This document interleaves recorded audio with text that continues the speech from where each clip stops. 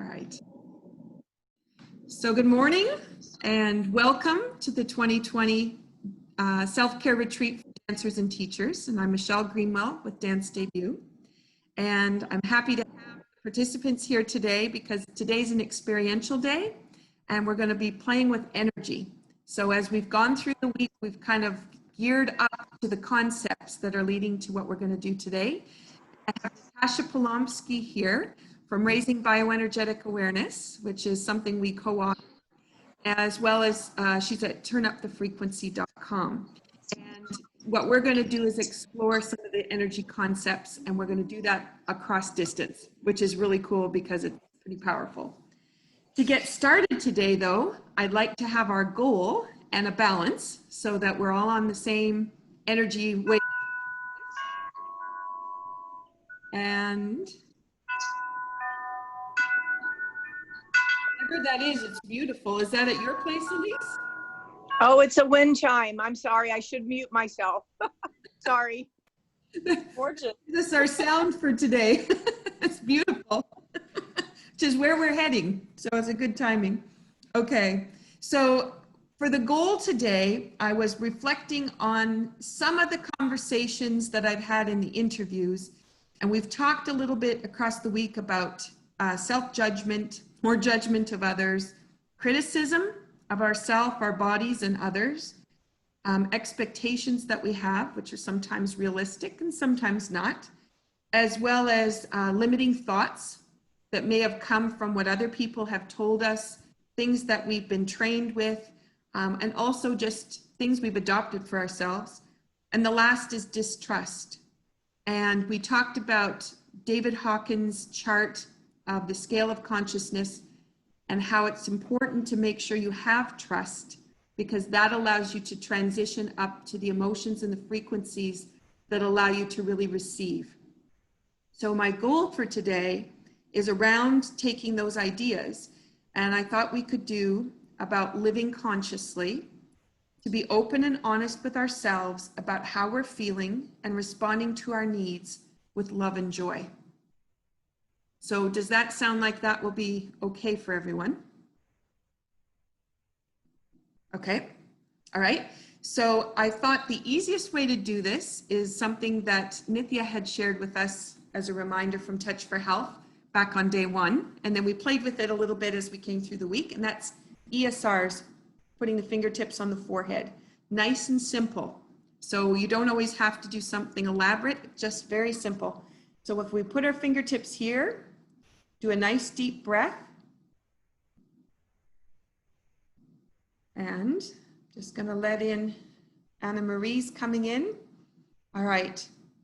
So as we take our deep breath, our goal is living consciously, to be open and honest with ourselves about how we're feeling and responding to the needs with love and joy.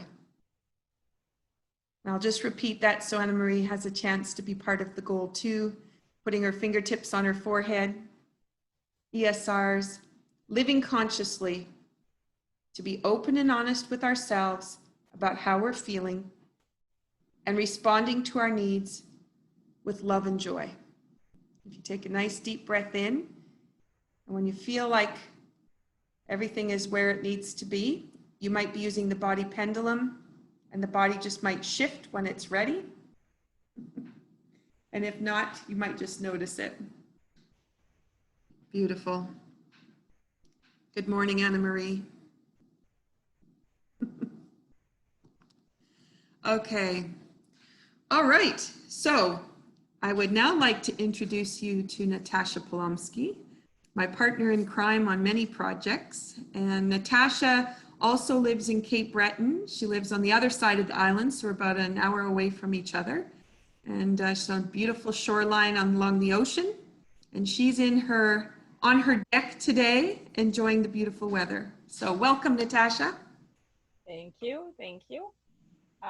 As you might be able to see on my name, I'm not originally from Canada. I'm originally from Germany. So if I have a weird accent, just to let you know that. Yes, I am happy to join Michelle in another endeavor. It's quite a ride with her because she's always pulling things together, making you do things that are amazing. And doing another retreat with her is great. Also, I'm not with you all the time, but it's really great to know that there's more people going that way. I personally work with sound. I use singing bowls. And yeah, we're gonna play together today. And I don't know, do you want to dive in, or do I tell a little bit more about myself? I don't know. I don't feel like telling so much. I'd rather have you play. That's more important, right? Yeah. So we would like to play, and I would say actually keep it in the room. Don't spread out, just out due to technical things. So we would like you today to maybe we pair you up to explore the difference between offering and giving when you're thinking about somebody, or when you're sending somebody, or when you're asking something of somebody, because there's a huge difference in the sensation. So what we would like you to do is maybe Vikram and Deidre, no, not Deidre, sorry, or change the name. Sorry, I should know better. And if Elise is able to come on, it would be wonderful, Elise, for you to do this little exercise if that's available for you.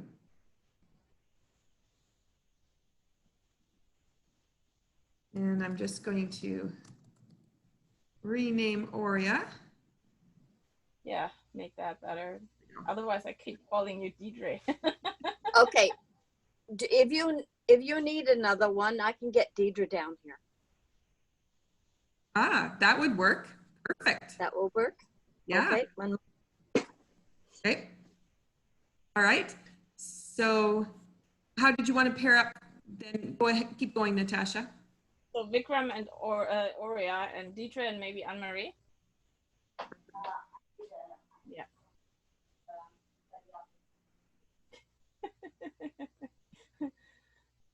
That's the joy of working with people who know you. They just run and get somebody for you. Deidre likes to play too, so it's great. Yeah.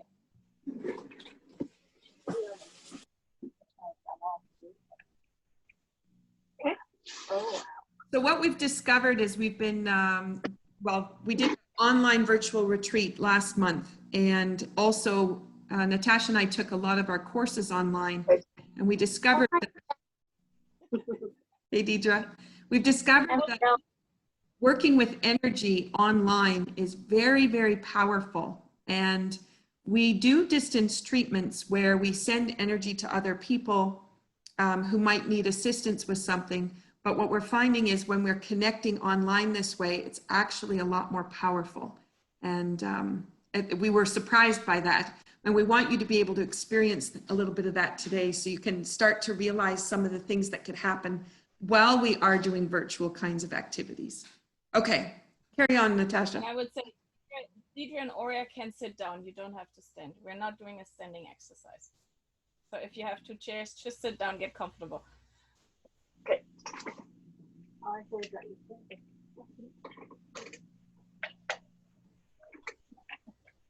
So what we're doing is basically, so if Aurea can connect with Vikram, each of you offers the other person the color red. Okay, so in your mind, take the color red and offer it to the other person. Okay. Do you want just one person offering to the part At the same time? Yeah. Okay. One person. So if Vikram starts offering Aurea and Deidre offers to Anne-Marie the color red, and the other person just nods when they get it. So when you have a sensation, a change of sensation in you, that can be hearing, that can be all kinds of things. So don't be focused on feeling, just nod to your person you're working with so they know you got it, and then switch sides so the other can send to you. Okay? Good. So we start there. Is that okay for you both? Yes. Aurea and good. Go ahead.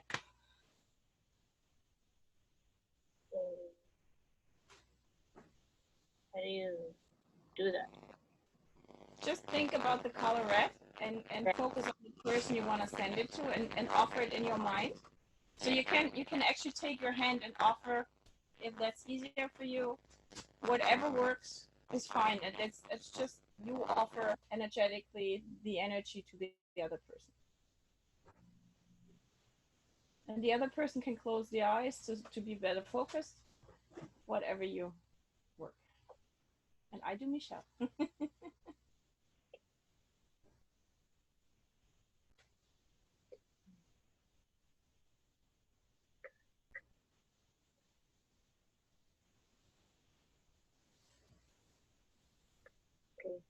Okay. If everybody got it from the ones receiving, I don't know, Vikram, are you okay? Yeah, good. So switch sides. So the person that just received offers now.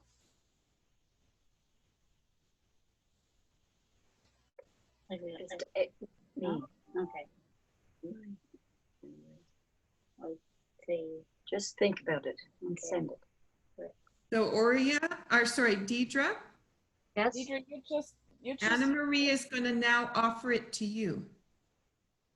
so Okay, you just think about it. Okay. no, you just pay attention to your body. If the sensation in your body changes in any way.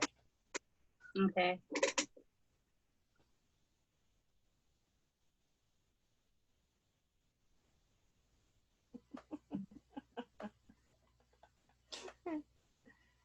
So when you're done, when you get it, again, just let us know. Yes, I got it. You're supposed to be sending it. Okay. Yes. Everybody. Okay. So how hard was it to sense a change, and what was the change for you? Felt nice. With good energy, and it helps a lot. Okay. Oria?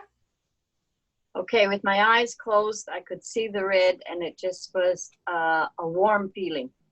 Okay. Vikram? You are muted somehow.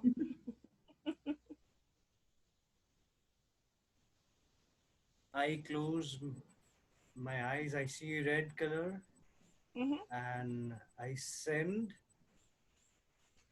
and I feel like my body from here is start vibrating. Okay, nice. Anne-Marie? For me, it was like a wave that hit more or less this heart region, and it made me want to sit really high up. Okay, good. Good point. So now I want you to give the same color, give it to the other person. Right? Yeah. Okay. So Deidre, you're going to give it to Anna Marie this time. Yes. Okay. Good.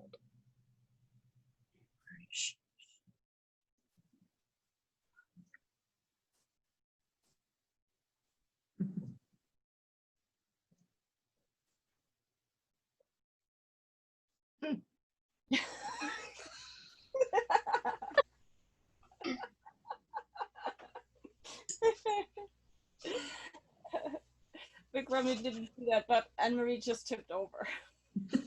Strange. Switch sides, please.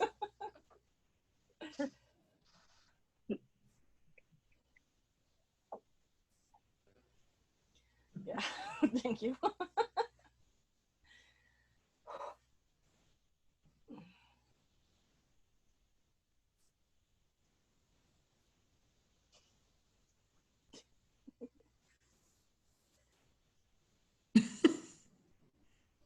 The neat thing is that you see faces when you have the group. That's really neat. Okay, so how did that feel, Anne-Marie? Strange. Okay. It was another way, but it was makes sense. It was kind of just strongly pushing. You just cut out for me, so Oh. it was. Hmm? It didn't feel how? It was more pushing Okay. me, not just a wave that felt like And for you water. to give, how did that feel? I haven't give. For me to give, I didn't think about that. Stronger.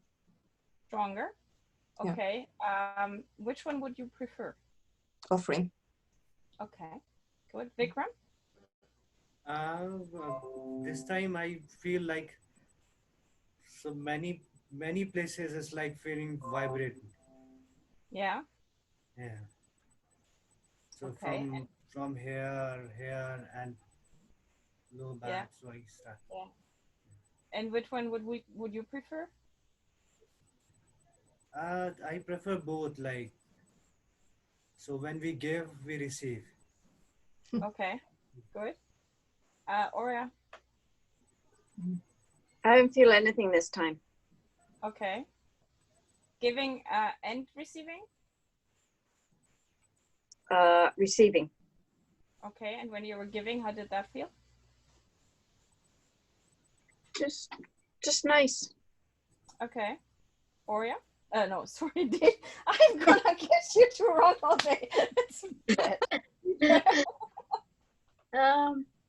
Receiving, and it was a warm feeling. Okay. And which one would you two prefer? Receiving. Yeah. And but when you give it to somebody else, would it giving, or when you send it to somebody else, would it be offering or giving? When I give it to somebody, it seems like it would make them happy. Okay. Yeah. And you, Oria? Giving. Would you prefer giving or receiving? No, sorry, giving or offering? Offering, Good. because you're giving something of yourself, and well, you're transmitting something. Yeah. Michelle, how was it for you? When you offered, it was just a vibration from head to toe. And when you gave it, it was like, it was like right over. And then I had to respond to that because I had to be able to put myself back into my space.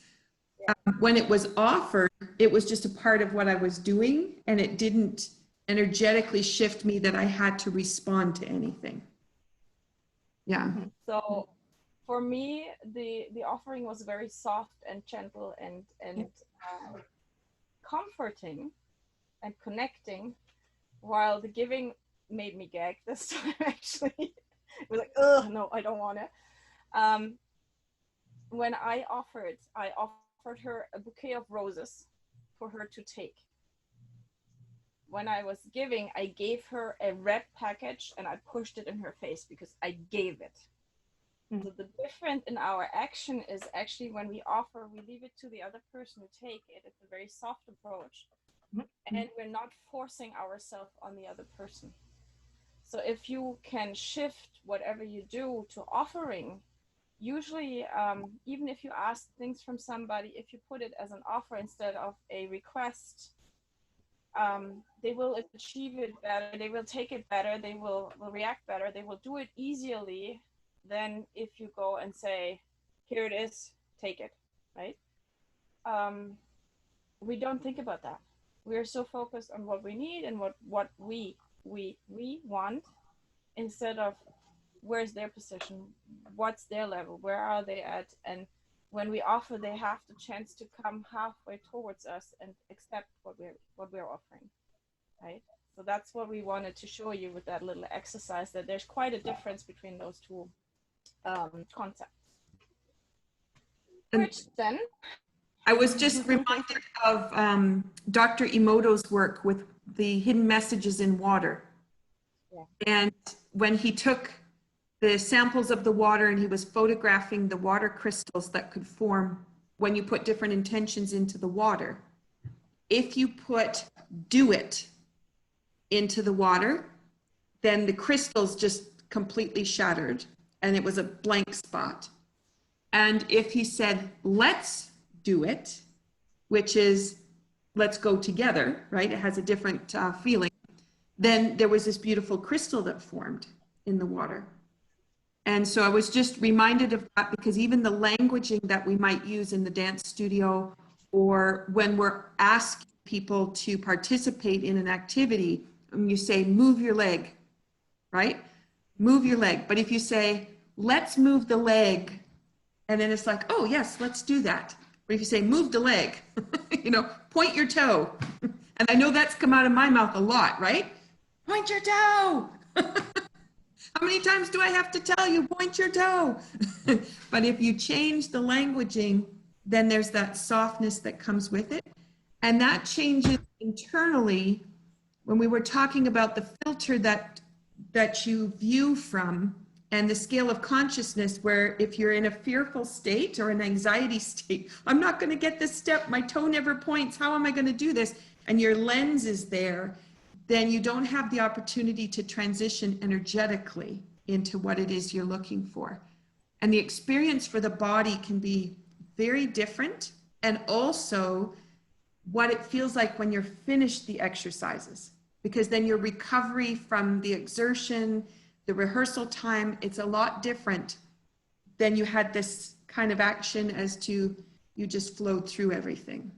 And I know, as you know, if you're in a company, you might not experience that quite so much, because you are obviously in the company because you love to be there, and you auditioned to be in the company, and there's a collaborative process that's going on. But it might not always be happening in a dance studio setting or a classroom setting, where we're trying to relay information in a certain way. So our languaging and our energetic attempt to change that information can have a big impact. So the other thing is too, if you are approaching somebody with your hackles up, which you do when you say do, it's already as if you have your hackles up and you are in their face. Energetically, what you're creating in them is a block, because they go in defense, right? So for them being in defense the whole time, they're wasting energy that could be used for their performance, right? So if we can lower those barriers, and if we can avoid energetic blocks, give them more energy for other things. So that's all applicable to life in general. Perfect. To put it as my mom said, I changed my wording to my husband and it works. So the list is getting done, let's say it this way. Yeah. I used to like to cry. I'm sorry for just moving along, because the only challenge being on the deck is that my cat just came in with a dead mouse, and I just get rid of her. So. Anna Marie, what were you going to say? I used to use the word try this. What does it feel like? That seemed to be quite okay. I left them the responsibility for themselves, my students. That's the point, that people can, or your students can actually, or your family, or whomever you're dealing with, has the chance to do it on their own, not being forced into it, right? I think some of that languaging too, Anna Marie, when we say, because I know there's more of the teaching happening now, of how does that feel for you? Yeah. And it takes it back to the person, instead of, I want you to look this way, but how does it feel? And then you can start to be aware on the inside. Yeah. Which is a nice tie into our next exercise. Mm-hmm. Nice one. So the next thing we wanted to do with you is centering, and people don't realize how scattered we actually are.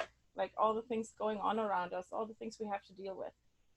We don't usually take the time to come back to ourselves, which is centering. There's a very easy exercise, and I would like to do that with you. And I would like you to just sit comfortably, close your eyes.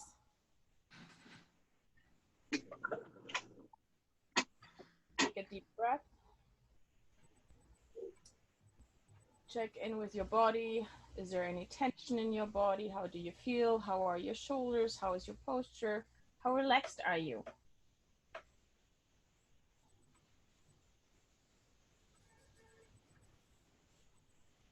and then start breathing into your belly and breathe as if there's a big bubble in your belly and you're trying to, or balloon, and you're trying to inflate that balloon. So you're just breathing into that space really deeply and slowly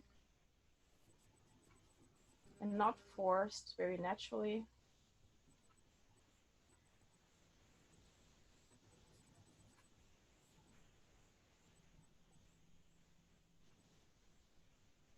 Now check in with your body while you keep breathing. How does your body change? What changes?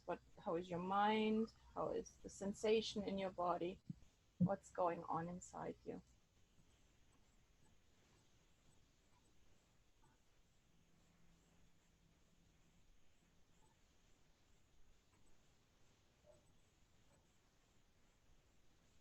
And when you're ready, come back.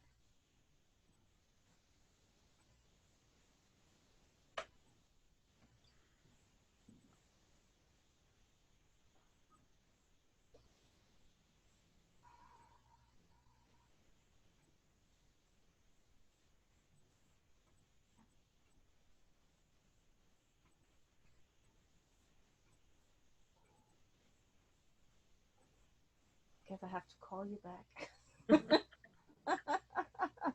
Everybody's like,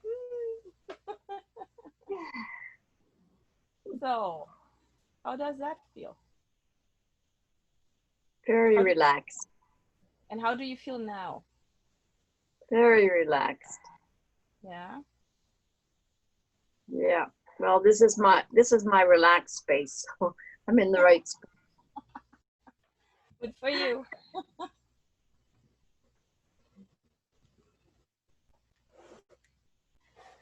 I'm getting too much sun, so I have to move back. And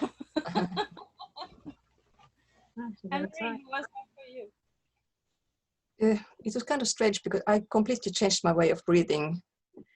When we moved to France, I've been teaching for a while because I was a typical ballet dancer, lifting my diaphragm up all the time. And it took me almost 3 months to change it so it goes down. And sometimes that old habit just kicks in and I breathe with it and suddenly it kicks in and becomes, you have to go up. And that happened once. But otherwise it's very helpful and relaxing, grounding.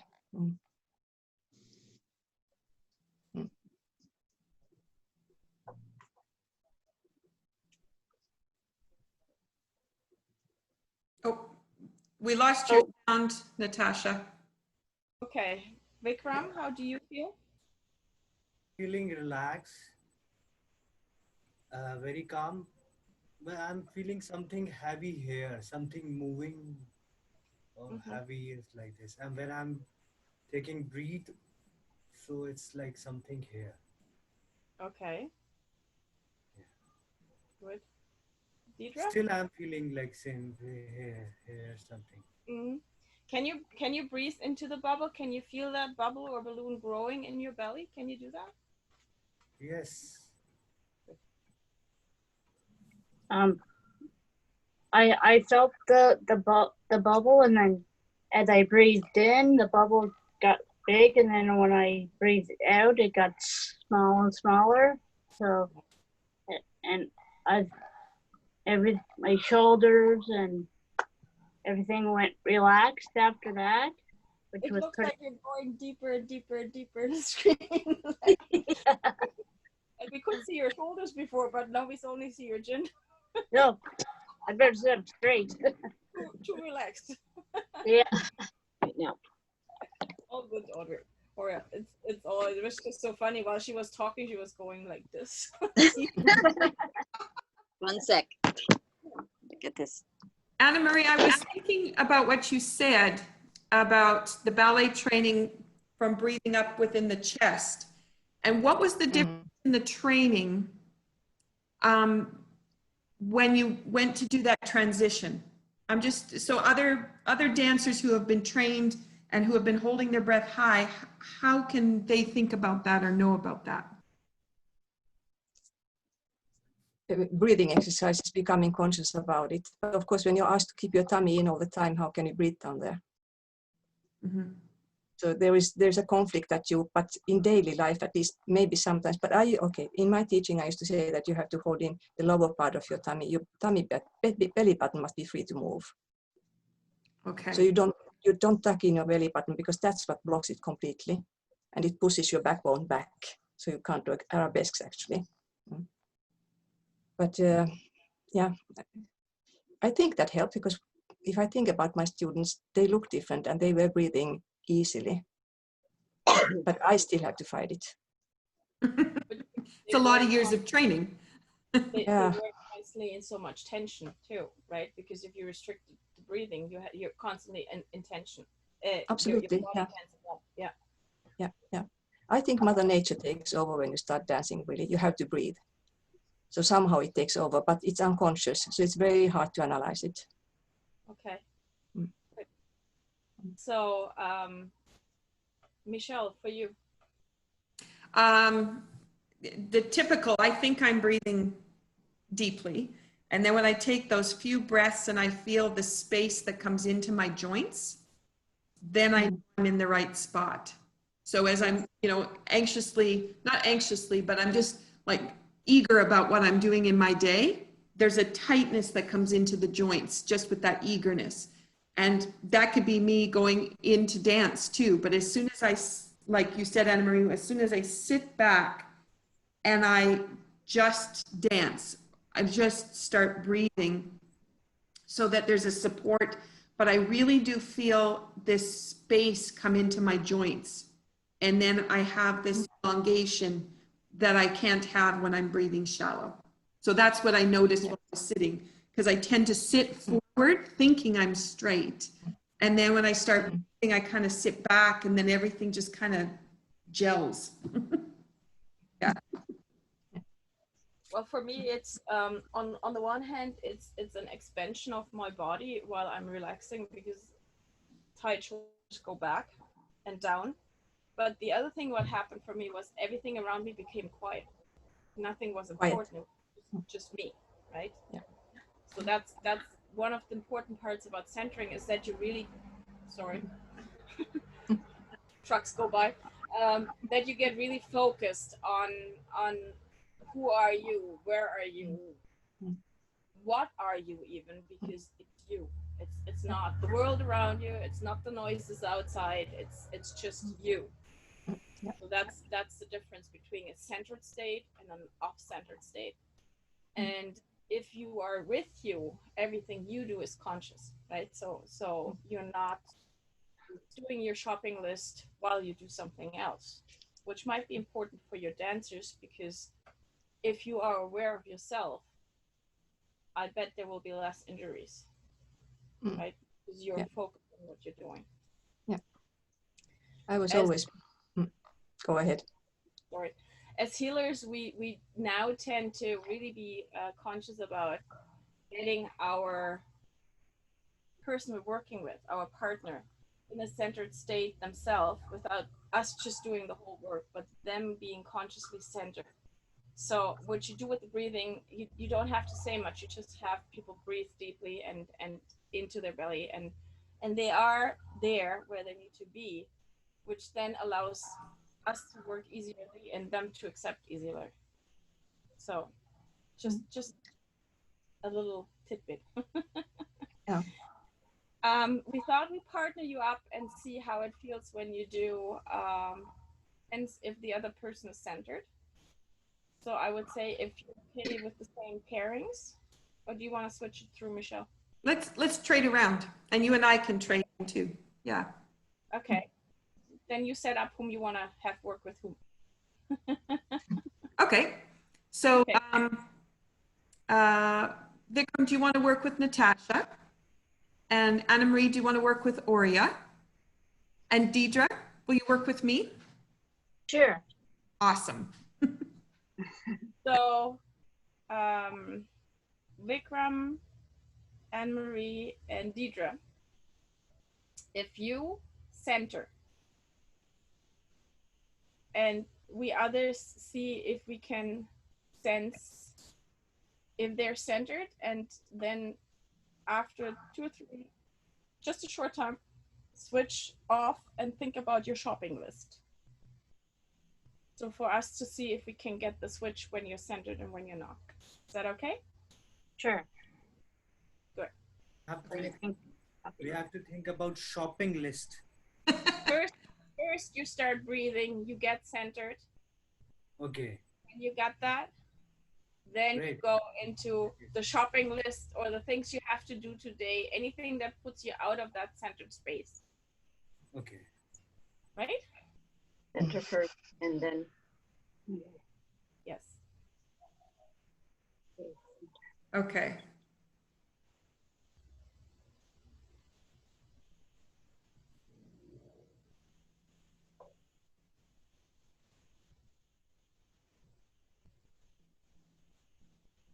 And there you go, Deidre. You're done. You're probably shopping right now or whatever. Did I get it right, Deidre? Yes. when you opened your eyes, Anne Marie, that was when you switched to your shopping list? No, I was actually done. You were done. Yeah. But you got the change. There was a change for you in your sensation. Was I too fast, maybe? Well, and sometimes you need a little bit time to get it, right? That's the other thing. Yeah. But as long as you had a change in the sensation in your body, you got the change from them being centered or not centered. And we're going to talk about it, how that felt, how you felt that they were off center in a second. Let's just switch around so that whoever was centered now senses and the other one center. Okay.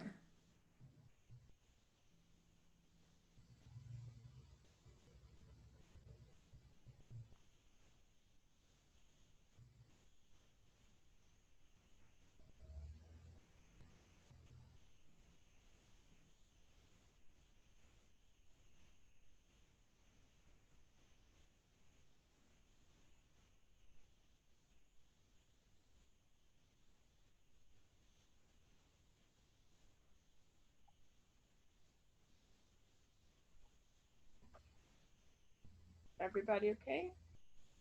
Did you sense it, Deidre?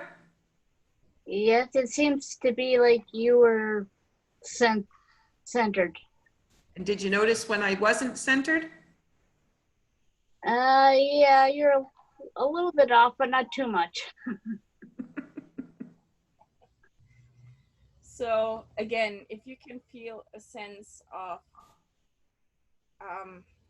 I'm going to start with me because I had a hard time centering actually, but I got to the point and then I had myself pulled out in a second again because I have that freaking ATV going around now. First it was a truck, now it's an ATV. But before, when I did it with Vikram, what happened was when he centered, I was connected. It was quiet, it was comfortable, it was a beautiful space to be in. While when he pulled out, I lost the connection instantly. So there was no connection. I couldn't get the connection going again. So that wasn't for me. So that's how I knew there was definitely not that centered state that I was looking for before. And I don't know how it felt for you, Vikram, if you want to tell about yours. When I start sending, so I feel I'm very connected. But when you go, so I couldn't feel. Yeah. Okay. Anne-Marie? Yeah, very quiet, nice to begin with. And then I opened my eyes when I think you switched because my eyes started going. Definitely a change. I was centering. Yeah. Well, my eyes started going like that too. So I guess we connected. Interesting. I must have linked in because that's what my eyes were doing too. We're all too sensitive. Oh, so yeah. So you can see, you can tie into that if somebody's centered or not. And if you meet somebody new or if you're in a group and there is no coherence, there is no getting together, you can be sure there's definitely 1 or 2 or 3 people in there that are not centered, because they create usually the static in there. Well, if you get the whole group or the whole team, the whole class centered, they're all on one level, they're all connected, they're all working together. Go Can I ahead. say something? Yeah. I did at IADAMS, I had a workshop session that was for the plie. And in the end, everybody was with their eyes closed. And we did very slow plies. They could start when they wanted. There was no, it was just tuning into their own body and do it. And when I opened my eyes, they were all exactly at the same place in the plie. Exactly. Yeah, it's amazing. Yeah, The, there were like 40 people there. yeah, the group coherence is amazing if you're all on the same level. And it starts with the centering. That's the first step. If you do that with your classes or your show, when you set up a show, if you have that in the beginning, we often do that when we do the goal setting. We're already bringing everybody on the same level. Yeah, that's our thing. But if you just want to do the breathing exercise with your students or your group, it's amazing what happens afterwards, because they're just all there. They're all focused. They're all in the room. They're not everywhere, but there. Yeah. Right? Yeah. Michelle.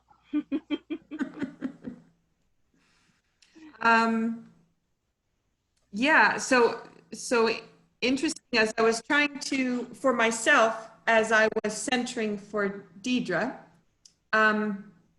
you know, nice deep breath, and I was trying to stay aware of the breath, and already my brain was starting to disappear off. So I had to really focus to bring it back in, which was interesting, because I thought, oh yeah, you know, centering, that'll be very easy. And then when I went to try to just get that list going and everything, I had to, I was trying to skip, actually.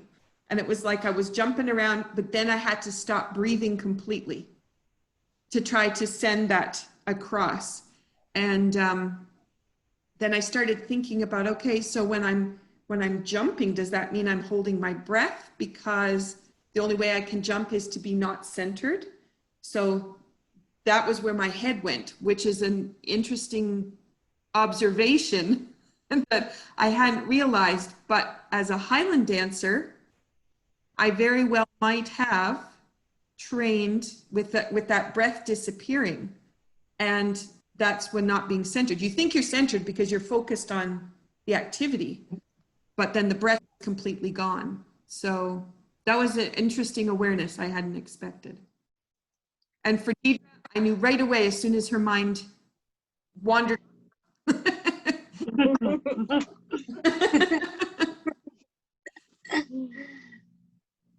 Yeah, it's really interesting to see how connected we are if we are in ourselves, which is a really interesting thought, that we don't have to be out here, we have to be in here in order to be connected with somebody else, right?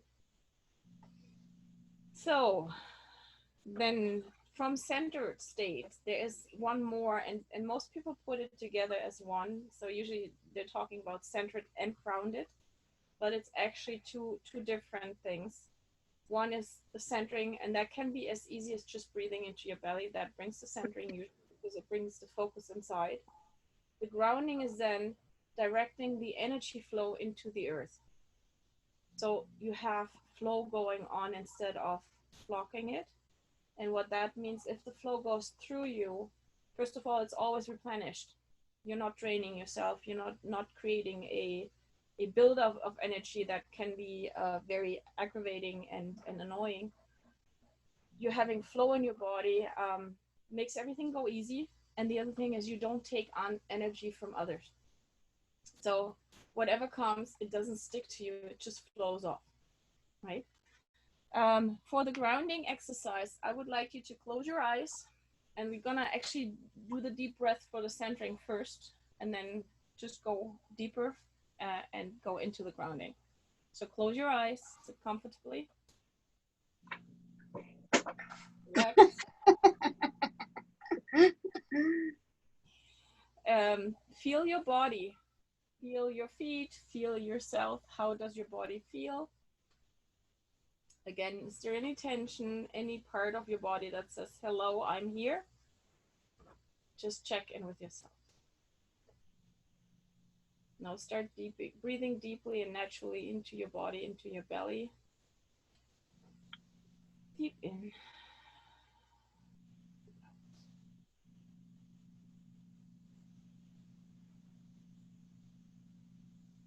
Visualize your feet up to the ankles in water. Water that's comfortable for you. That can be the ocean, that can be a lake, it can be a river. Whatever is nice for you, whatever comes to mind is perfect. Temperature you want, texture you want, flow you want, it's all yours. Put your feet in there and just become aware of that sensation around you. Feel the water surrounding your feet. You can be standing in the water on the ground so you can feel what is underneath. Is there sand? Is there pebbles? All of that.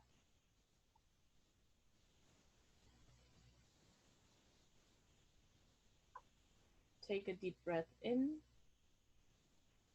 and direct your out breath out of your feet into that water.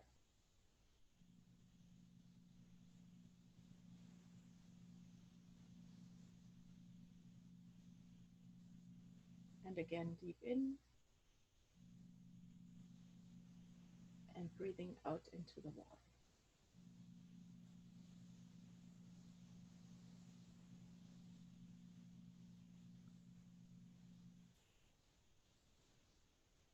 Check in with yourself. How does your body feel now? What has changed? Is there still something that says, I need attention? If there is, then direct the flow of your breath through that part, through that body part, out of your feet.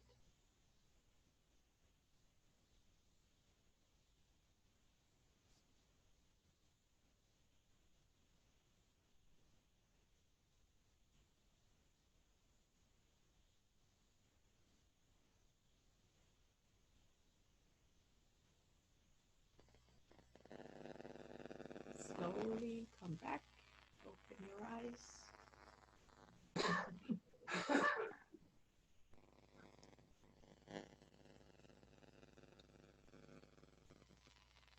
And there's the stretch, yes. This is want to get up.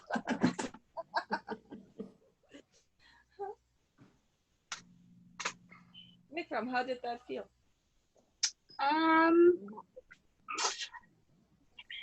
When you sat to feel the water in your feet, so I feel here like I've goosebump on my face, and slowly I feel in my feet something energy or something says feeling. Okay, and how about your I'm body? holding something, Yeah. something. Okay. It's say something holding here, something It's moving or still holding. there. Did you try to breathe in and let it flow out through your feet? Did you try that? Yes. Did that change a bit? No, but I just feel like in my foot something, but still I have this here something. Yeah, but did you breathe into here and try to flow it out, like let it flow out through your feet? No. You might want to try that. Just try breathing, like direct the flow of your breath into there and the energy, because the energy follows your breath. So if you direct with your thoughts the energy, the flow of your breath into that part, and then have it flow out through your feet, you're creating an energetic flow from here, and that might dissolve it, right? Deep breath before you fall asleep. I was concentrating. For you. How do you feel? It felt good. I was standing on sand, and as I was standing on the sand, like in the ocean, like a little bit of negative went out. Okay. Good. And and I was like relaxed, and what I had to get rid of, I got rid of. Awesome. Anne-Marie?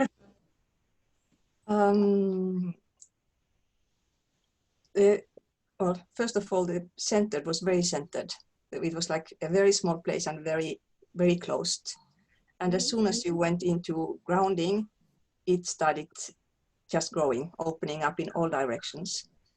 And as soon as I put my feet into the water, my mind went to the Norwegian mountains, to a place we have up there, and there's this river.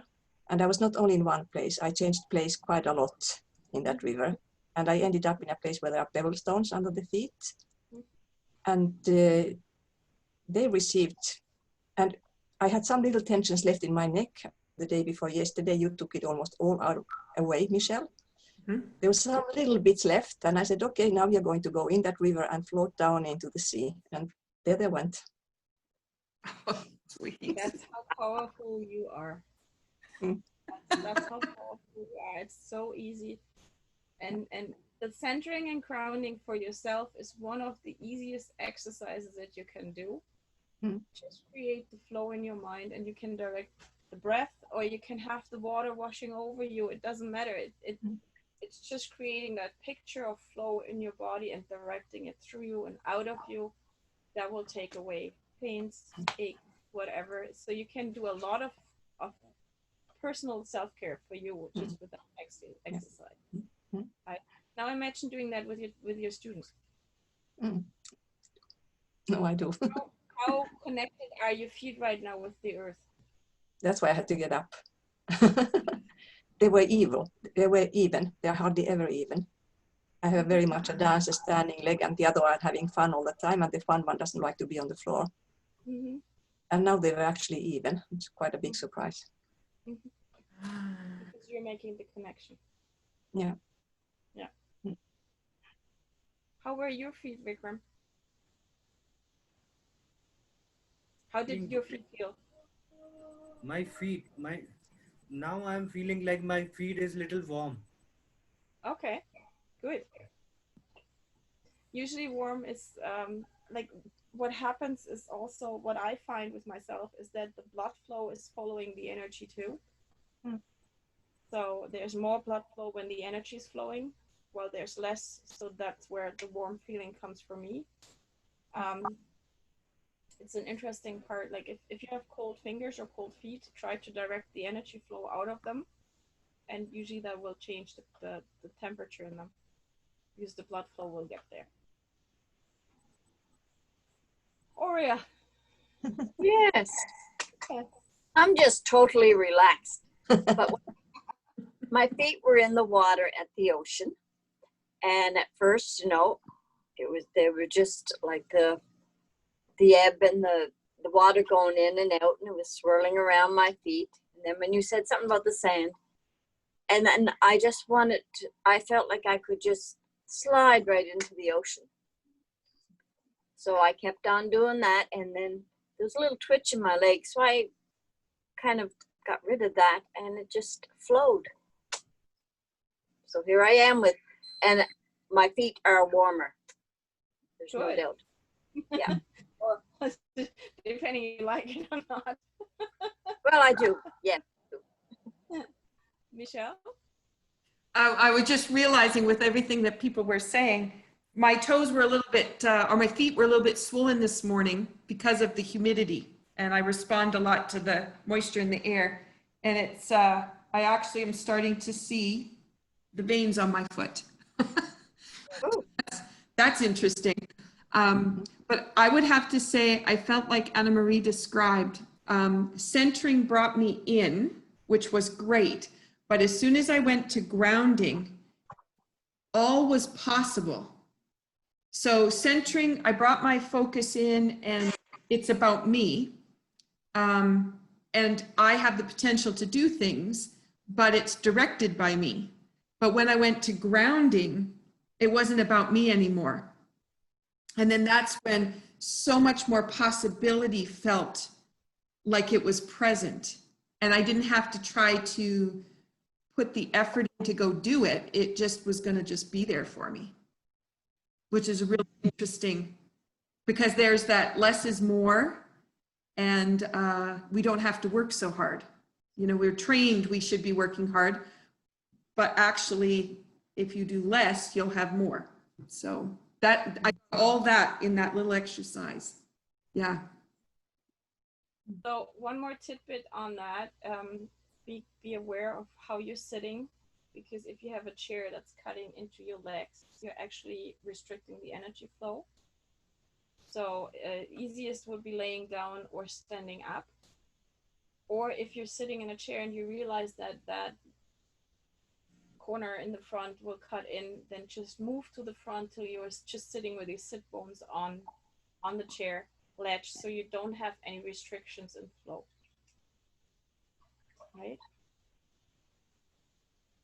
And I realized that because I have a different chair today, but I tend to do that with all chairs that I have, that as soon as there's a ledge that will cut in, it cuts really in.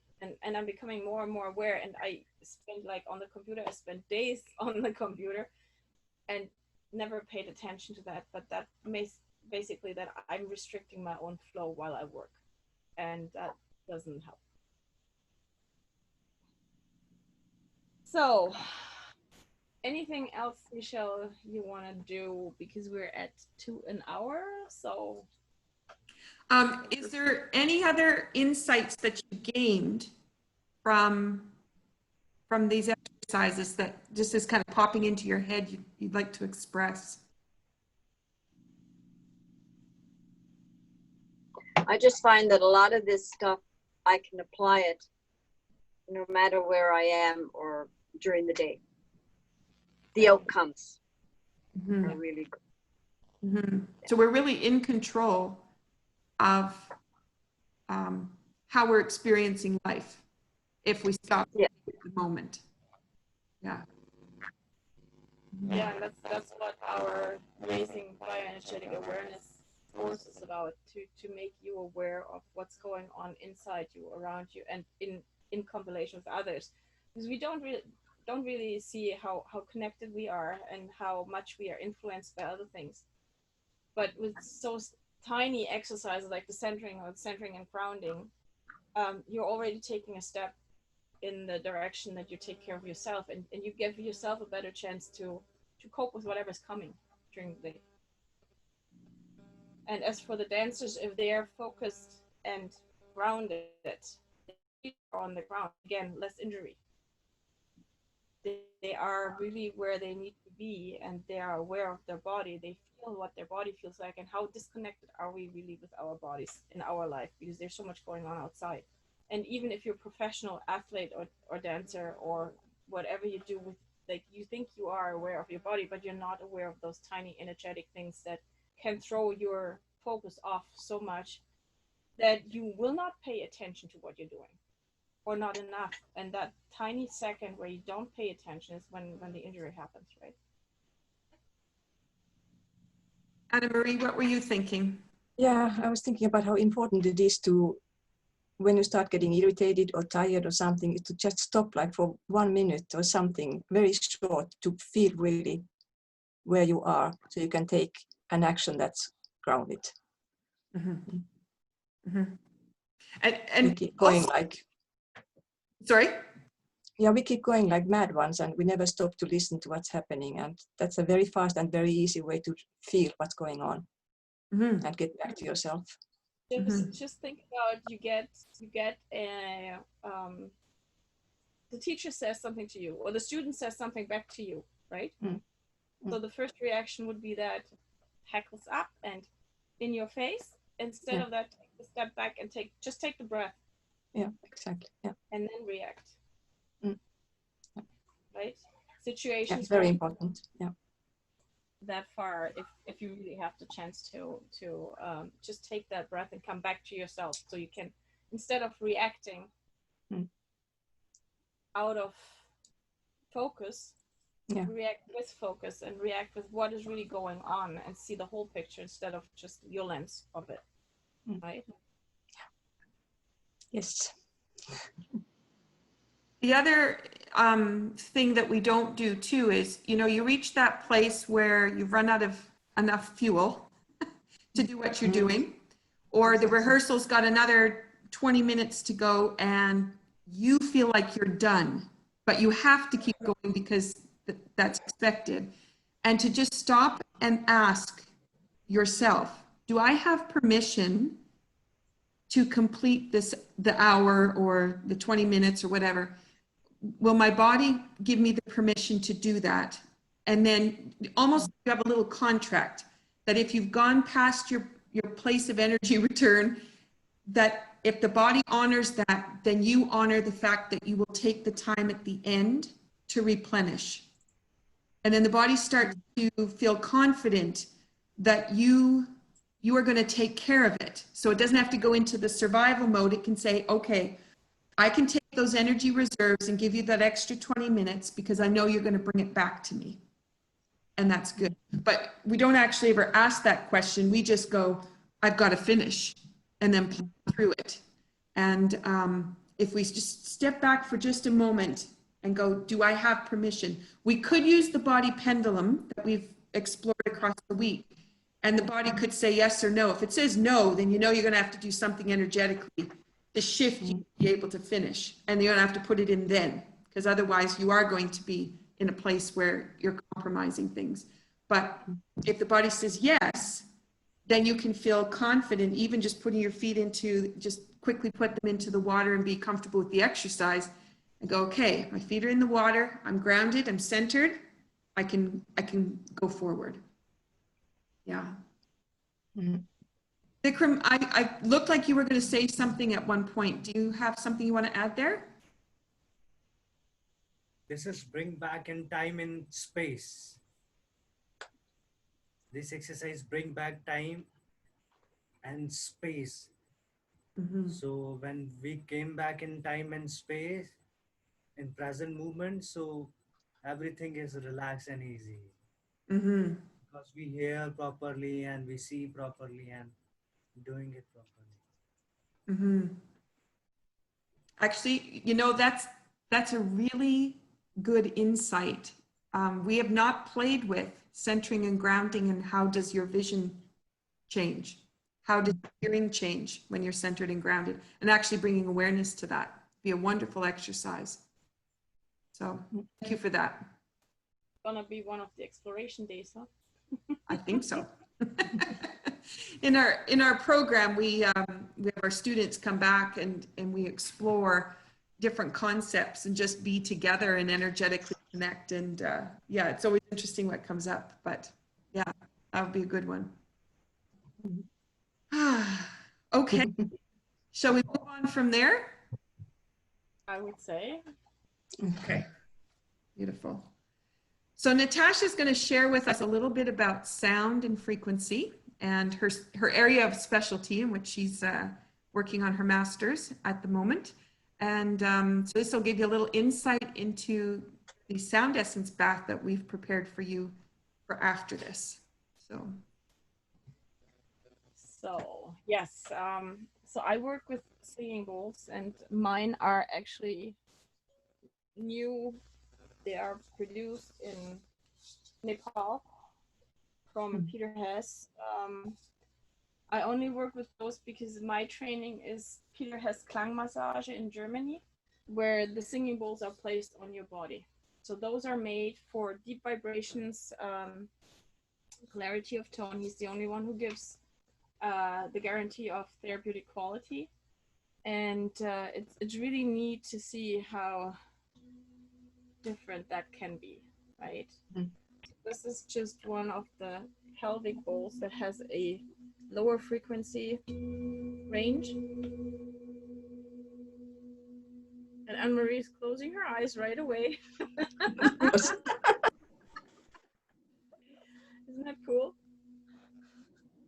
So the neat thing with that bowl is if you're talking, if you have to do presentation and you have that next to you, just keep it tapping and you will never be fast. You are really slow because it just grounds you, right? So you're not grounded. If you're all in your head, it pulls you right into your feet and you calm down and you can do whatever.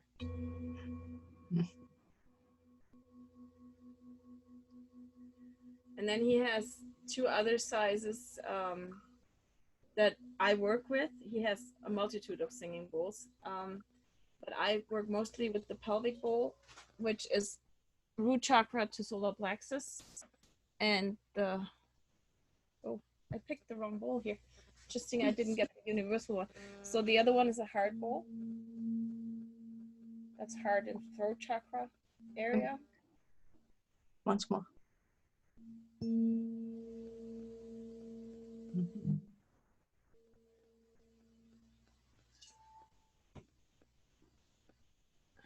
No, I got the right one. And this is a universal one.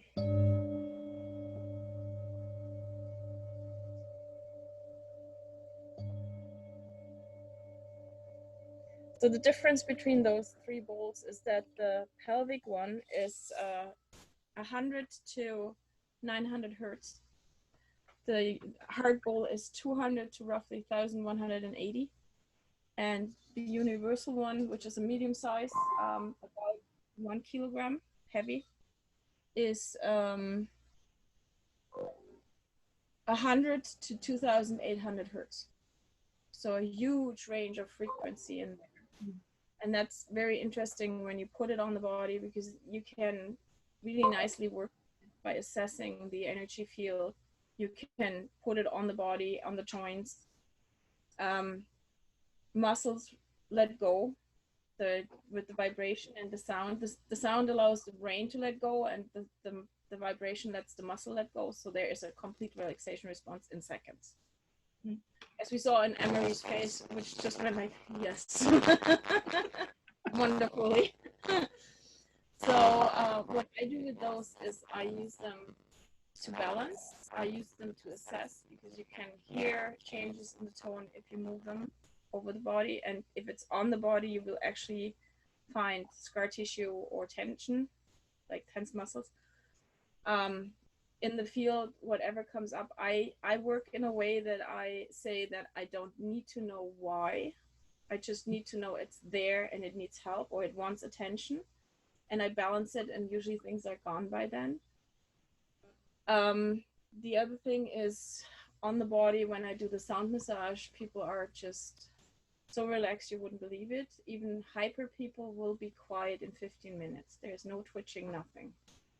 The reason for that is that the brain won't allow you to hold on to thoughts. They just flow through. So anything that comes in, yes, there's something, don't care. We use it for the sound bath when we do our sound bath with Michelle, and then bringing in the sound essences is a nice nice feature. So in the sound bath too, people just relax completely. And when Michelle and I do something together, we always tell people we like when you snore, because we don't want to restrict you. It's your time, it's not ours. So if you snore, that's fine, perfectly awesome. Again, people relax completely within no time and are just floating. Another tool I use is the happy drum. And this is a steel drum that comes from the States. Mine is a little bit different because it has been retuned in Germany, and it's an A major pentatonic. And I said to the guy I get it from, I said, why pick that? And he said, that's the only one you can get lost. And the tuning, he calls it dream time, and that's what it is. You play that for an hour and you don't realize the time is gone. And Michelle has very nice experiences with her classes when she has the group coming in. So you want to share that? I would love to. If I take the happy drum with me to class, and I'm working with all the way from 3-year-olds up, I can play the happy drum as people are coming into the class, and it just calms everyone, but it also brings everybody into the same frequency. And then if I pass the sticks to the kids, then they can play the music and the rest of the group can just free dance while they're playing. So we have one, they have the opportunity to let go, not be nervous. And a lot of kids who might not want to show anything, they're so eager to play that drum, they forget that they're playing for other people because they're so in tune to what they're doing with it. And then the second part is they just get up and dance. They're not even worried about who's watching, if they can do a move, can't do a move. The drum transitions them from that place of fear into just being able to express themselves. So it's been a really helpful tool to bridge that gap, especially as we get closer to showtime and they start to express how they're afraid to be on the stage or they're afraid to be in front of people. I have some that are afraid of different aspects of performance, walking up the stairs onto the stage, or I had one person that when the lights shone down on them, not the ones that come in from the front, but the ones that are right over top, there was something energetically that shifted for them when those lights came on. And when we use the drum, that all disappears. So then I don't have to worry about what is that little thing that could twig that could allow them to be too tense to perform. It just dissipates. So it's been a very helpful tool. Yeah. The interesting part with sound is that sound is one of the first, or hearing is one of the first senses that we develop in utero. So first sound, and then with that vibration. And as that, the singing bowls have a basic trust in them. So when you play them, most people, unless you had a bad experience with bells, church bells, nobody will react in any way with inhibitions with the singing bowls. And that makes it an easy tool for me to connect to another person because they just hear it and they relax. So even if I just do that in the beginning, they are on the same level as I am, but they're totally relaxed and they can deal with whatever they have to deal with. The other thing is that sound as a wave penetrates everything. So it's easy to work with because it gets to everything, right?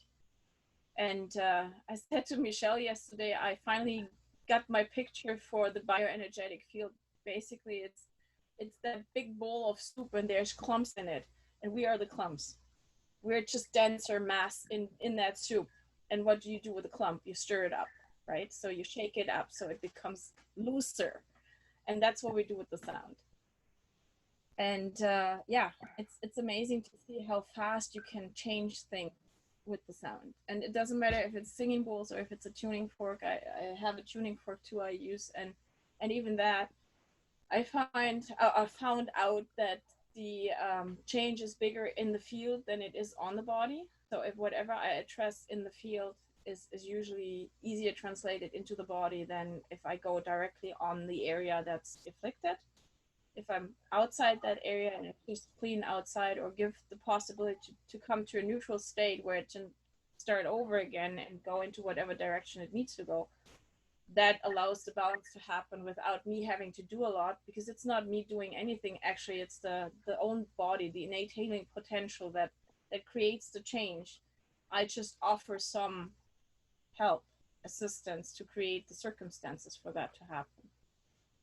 And then the body takes it. A very interesting thing is that if somebody has the singing bowl on their hand, usually they go and I say, how far do you feel it in your arm? So they have it like this on the hand, and most people go like, oh, I feel it down to here. And then I say, okay, now focus and pull the sound into your shoulder. And they go, and that works. Yes, because you're focusing your attention, you're removing the block that's there. And sometimes it's just a thought block, but you're removing that by directing the flow of the sound into your shoulder. And when you do that, you can actually go further and you can direct it into your feet. So the sound will travel all the way through you in a directed way. Yeah, it's really interesting to do that. Can we do that, Natasha? Could you hold the bowl on your hand and we will pull the sound into our bodies? That's why I love her. I will hold it. Bring it on. I'll bring it on. Let's play.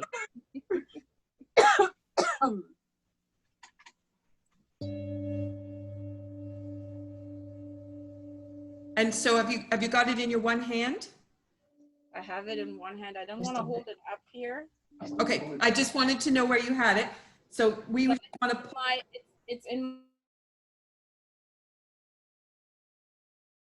Or your left hand, as if I have my hand over you.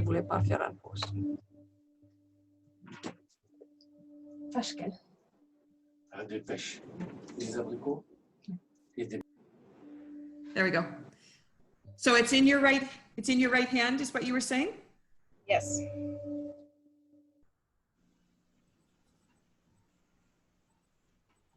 Actually, I have to switch hands.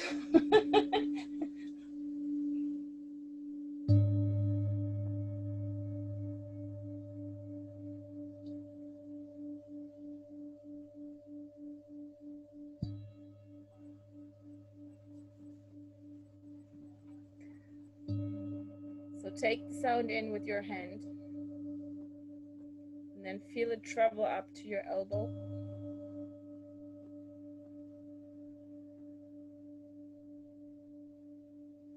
And when you get it in your elbow, then pull it further to your shoulder.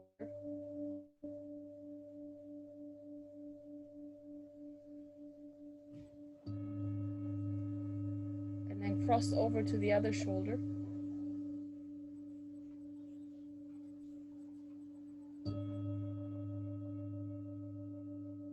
Feel it go down to the other elbow. And feel it come out of your hand.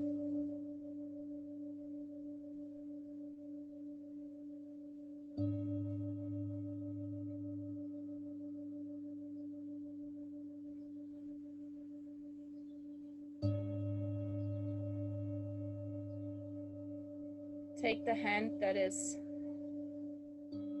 releasing the sound to your heart.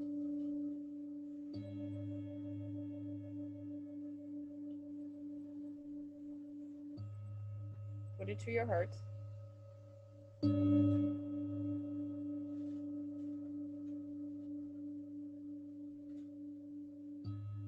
fill your heart with the sound.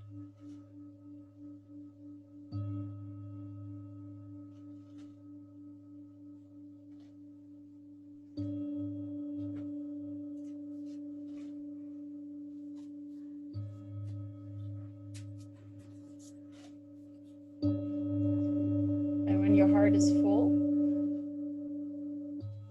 let it overflow to your feet.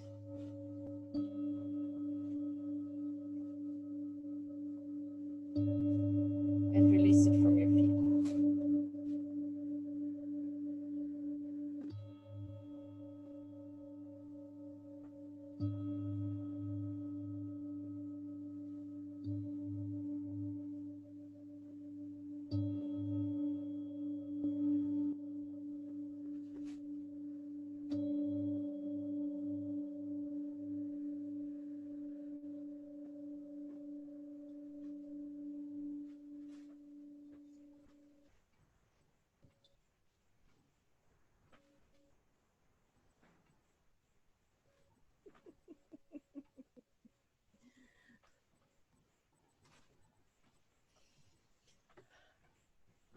That was a first. You're just trying to put us to sleep. As my friend said, the bowls will make you jello. So yeah, that's what I'm trying to do. Yeah. So now that, go ahead, Natasha. I've never done it that way, that I pulled it through the arms and then back into the body. So sorry, that just came up. That was great. But I wonder how that felt for you guys. Anna Marie? I know I muted you there, so go ahead. Good. Yeah, I was of course disturbed a little bit in the beginning, but as soon as I got there, it just floated round from one arm to the other, around, with a lot of energy in the hands.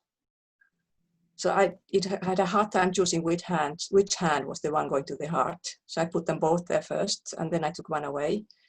And then my heart started going, into a big back bend.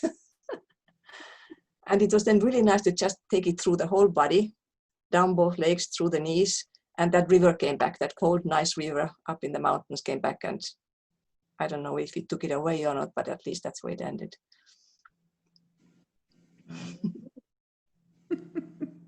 Vikram.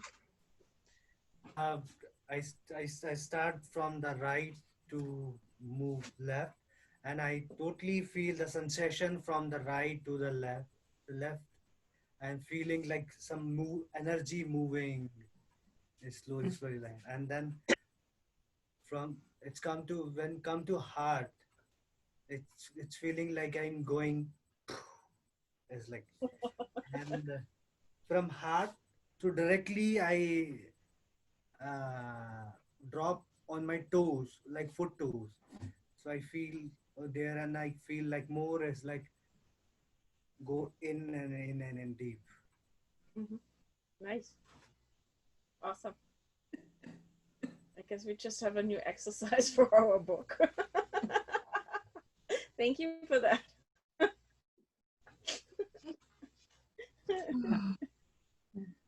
That's how they grow, don't they? Yes. Yeah. Well, honestly, we are the ones who create books in 5 days, but that's okay. While teaching the material. Yeah. Oria. Yeah. Well, I had a hard time getting it started, but it went through my left hand and then into my other arm, and my fingers were just tingling. And then when it went to the heart, it took a while for it to start. I guess my heart wasn't full enough. So after that, it went down to my feet and out. The reason why I said when it's full, let it overflow is because I wanted you to have the chance to fill it completely and not just send it there half full and then send it off. I want it to be the heart. It should be full. That was the reason, right? Deidre. It was an interesting sensation. It would seem to me it gave me some energy, and it relaxed me, and it was really nice. Awesome. Good. Michelle. I'm probably all the same expressions that everybody's using. What I'm noticing at the moment is just as I'm sitting here, is that the heart and the kidneys are connected. And there's a lot of energy flowing in my back and around the kidney area, which feels really good. And so just that I'm even aware of it is interesting. But I'm just completely grounded and centered, and I feel much better than when I woke up this morning. A really interesting part is that you can use the centering exercise and grounding exercise and then make it bigger by adding sound in, and it doesn't have to be on the body, just in the field, and you ask the body to put it wherever it needs it, and then it will direct wherever it needs to go. So it's not me pulling it through, but it's you just allowing your body to do what it needs to do, right? And it will always go where it needs to go. So one of the things we wanted to explore, and this leads us into the sound essence bath, is we can hear those singing bowls and we can sense the vibration. We can sense it even when we can't hear it. So if Natasha will play the bowls now, but we'll have to turn her sound off, so we actually can't hear them, or she can start with the sound on but then turn it off. I just want you to notice where you sense the vibration coming to you.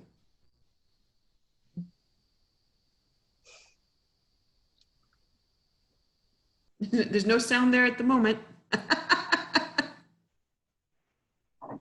I'm waiting.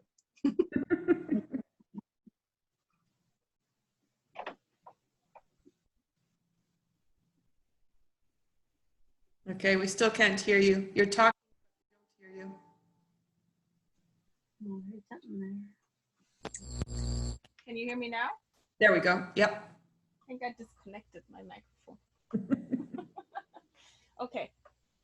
So it will not just be the singing bowls, it will be the happy too. And just to give you a sound of that.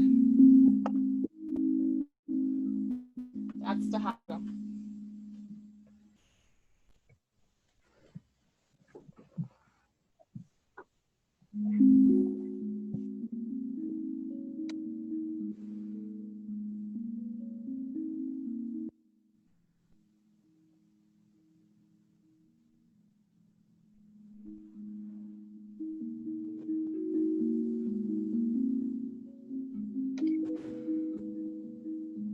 Sur les mettre après. Vous allez jamais aux toilettes. C'est 2 heures, on va pas en toilette. Tout ça va aller sur les nectars.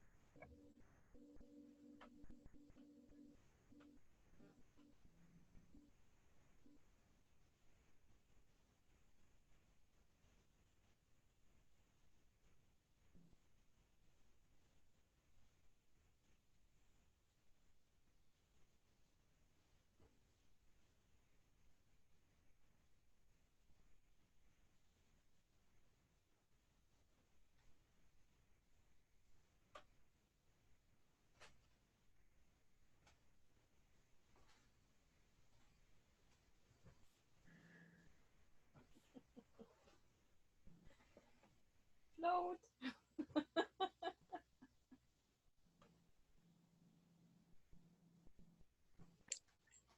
Just keeps going on.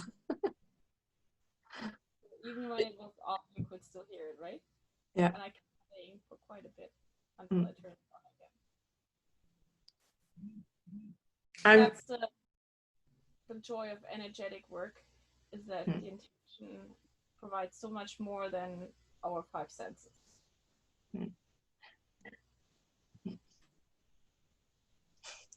Mm-hmm. And we wanted you to experience that so you could understand how much more is possible than our regular way of doing things. But the other side of that is when we recorded the Sound Essence Bath, we did it in a complete, Natasha plays about 20 bowls all together. We have koshi chimes, we have a gong. Not quite. Well, fewer than that. And then we had the 2 happy drums. And so you have this complete bath of music going on. And we also added in a harpist. And then I have these little bottles that have vibration in the bottle, which has color added to it, different frequencies, different intentions, different symbols, and I'm spraying and misting them over top. So it's coming through the biofield and misting into the body. And I'm saying a meditation as I'm doing that based on the bottles that I'm spraying. And our first recording that we did, there was a lot of angst that seemed to come out with the way the meditation was going as far as where people were at based on COVID. I need to get the mail, sorry. Okay, you go ahead. So there's the angst of COVID, the different ways we're trying to do things, all of the unearthing of fear and anxiety that's happened. And there was this need for that to be expressed while I was doing the meditation. And then we kind of came to a resolution, which was great. So we finished that and we went to listen to the recording, and the sound was horrible. And we were like, what are we gonna do? The meditation was so beautiful for us and it felt so good. So we decided, okay, we'll record again, but this time what we'll do is we'll record it a different way through the computer than using Zoom. And so we did it without visual, and the recording was much better, but the meditation, of course, we'd already resolved all of the angst around COVID and everything. And now we were into vision mapping. And so this whole bath was around where you want to be going and how you want to get there and what does it look like and how much possibility do you have. And so the whole second one was completely different. So I'm telling you all this because the recording that I released and put up onto the YouTube channel is the second balance, which is all vision mapping. But you know that I already had laid the groundwork with letting go of the stuff that was before. And the sound is good, but there's some notes where it sounds like it's a little bit off. So what I want to invite people to do is not turn the volume up to try to hear it, but to sense it. And you might hear me speak, but maybe you don't hear me speak. Maybe it just completely disappears.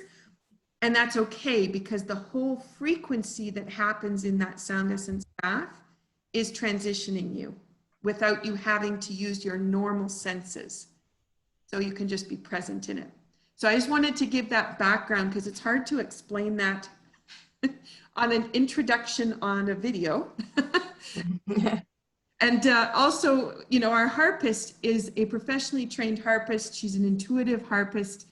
She has a huge energy background. And when we listened to the music afterwards, you know, the harp we heard was not exactly what got recorded. So it was a little disturbing. So for her, because she knows how it sounds in person. And so I just wanted to bring that awareness in, but we wanted you to experience how much you can sense and be aware of, and how you can do it across distance. So if you needed to send something to someone, this would be a wonderful way that you could send it. You could send it through frequency. So, and yesterday we played with color. So you can also send it through color, which is coming through in those little bottles because they have several colors involved in them. So that also will change how things work. Yeah. Okay. Something like this? A little bit different. I don't know what's in your bottle. That's the color essence. Equilibrium. Yeah. Balance. Equilibrium. Yeah. It's like this one. Okay. The sprays that Evelyn has are you explain them, Natasha. I'll grab it while you're explaining. They are made in BC by Evelyn Mulders, and what she does is she combines sound, color, essential oils, sacred geometry, and all of that together into a spray. And there's way more stuff going in, like scents and whatever. She has gemstones. Basically, it's frequency on steroids because there's so much in there. And I used to I use them personally often as a quick fix. My personal favorite is the Snow Angel, because it's the permission to play, which is really nice. And you can use them as a quick fix. So if you need you don't want to do full balance, but you want to be balanced right now, and you have to do something. So you use the body pendulum, you spray the spray you need, and you're done. And you can go on for hours, like studying or whatever chore there is you don't want to do.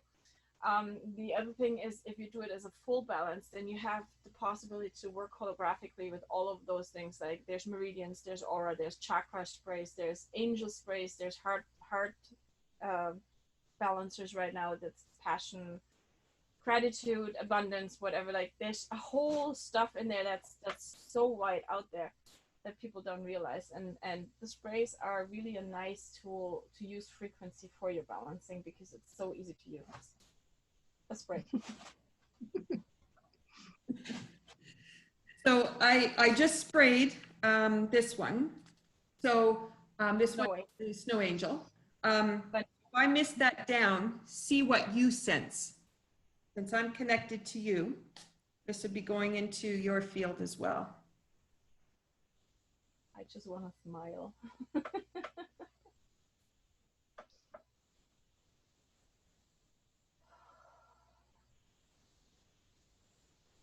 Okay. Do you have a sense of that?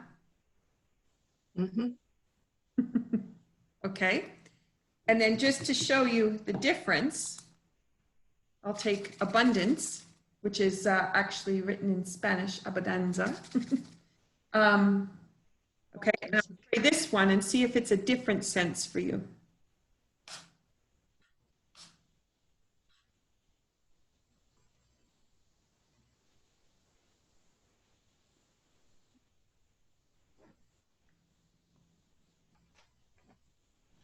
Okay, is that the same or different? Different. Different. Vikram, for you? Different? Sorry, your sound is off. Different. Yes. Yeah. Aurea? Yeah. Okay, your sound is off too. And Deidre, how about you?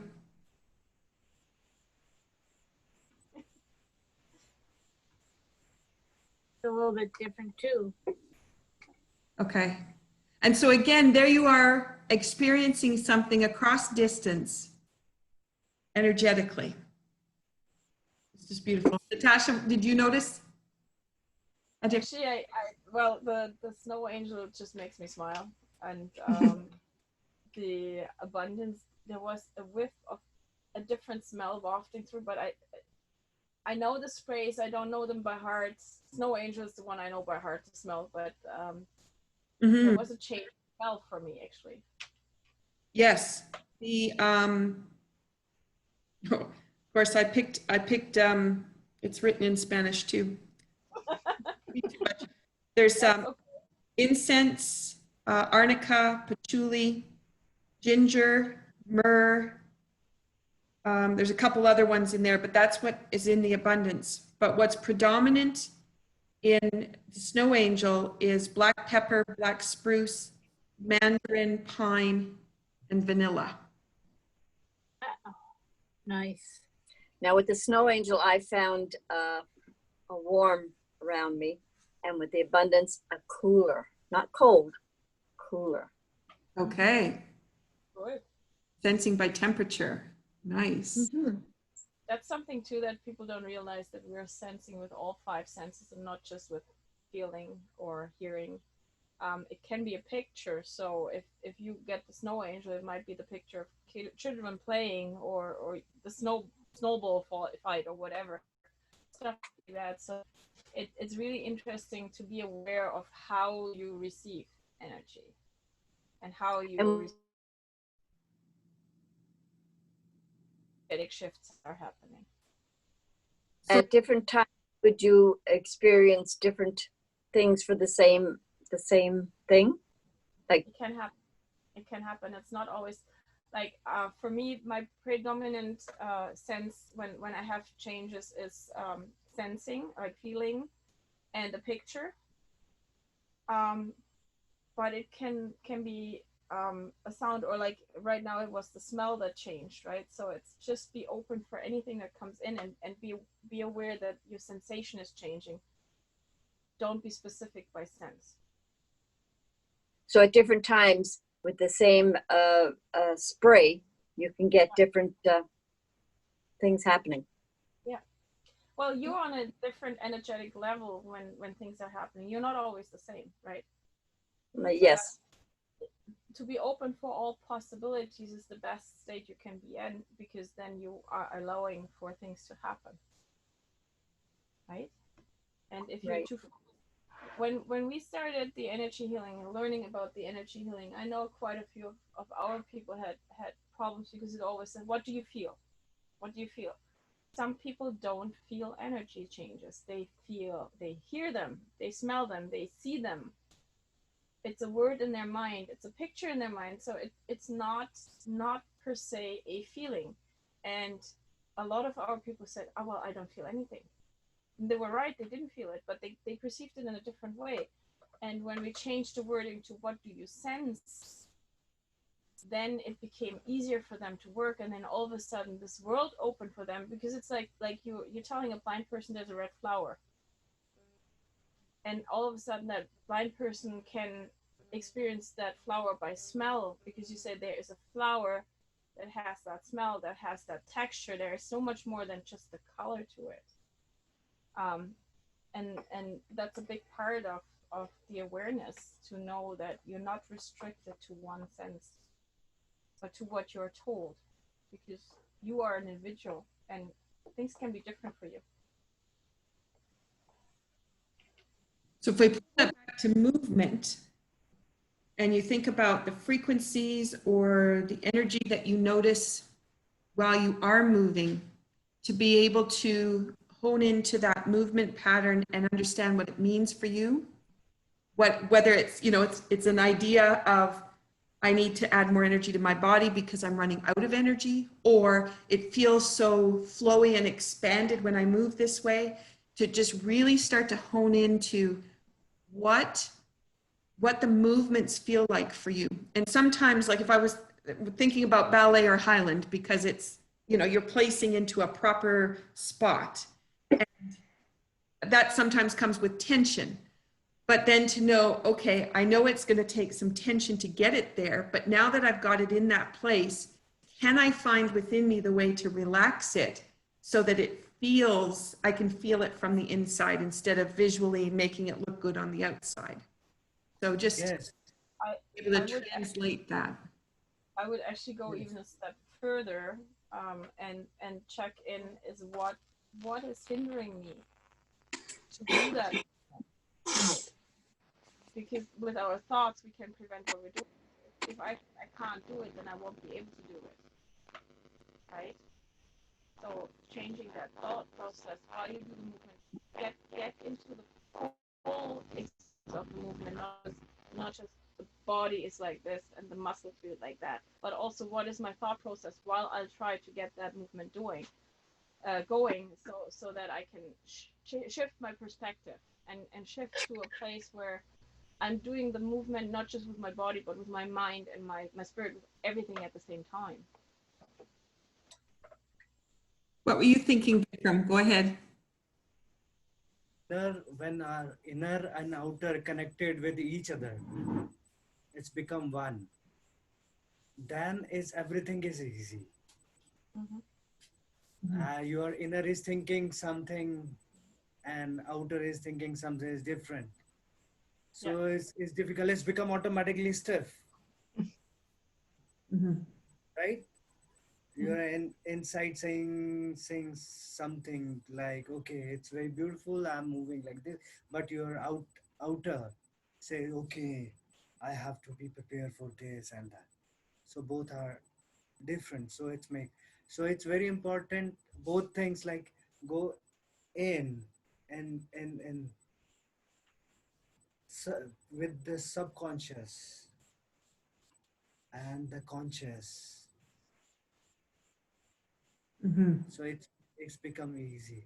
So like this exercise, when you spray and I just feel the energy right from the inside and as well as from the outside. So I feel suddenly I open my eyes, I feel my eyes is very toned.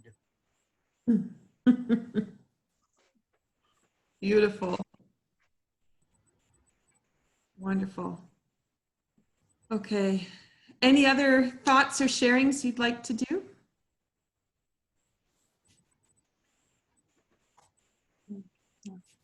We're all zened out. You're muted there, Natasha. So you're already, it's still muted? No, okay. Nope, you're good now. You're all ready to turn on the sound bath and just float, which is really nice. So I do have it loaded up to the YouTube channel. I didn't post it anywhere else yet, so that's where you can find it. And there is an explanation with us talking about the instruments that will get eventually posted. It's not quite ready yet, but it will be up. And I'll go back and now that you've experienced how to energetically sense the sound, we may be brave enough to put that very first balance up there so you can experience that shifting that occurred with it, but know that it's already intended within the second session. So, yeah. Wonderful. Wow. Natasha, thank you for sharing the time with us today. Thank you for having me. Oh, my goodness. Thank you, everybody, Nice for being here. Yeah. Thank you, Natasha. Yes, thank you. Natasha. Thank We you. can do everyone. not. For the inside with the sound travel, because that's gonna, as I said, you are the creators of the piece that's gonna go in our book. So amazing. Oh, have a wonderful day. And I hope you enjoy the sound bath when you get a chance to do it. Looking Okay. forward to it. All right. Thank you so much. Thank you. Thank you. It was See you tomorrow. lots of energetic. Good for you. I'm glad you joined us, Deidre. Same here.